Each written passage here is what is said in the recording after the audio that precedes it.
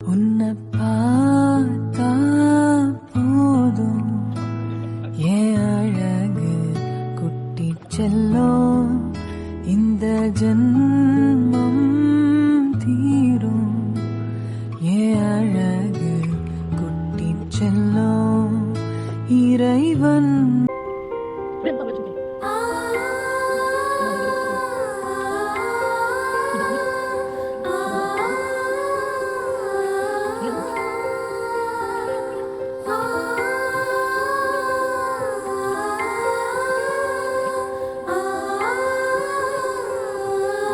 சொர்க்கத்தின் துண்டொன்னு மண் மீது வந்தே கை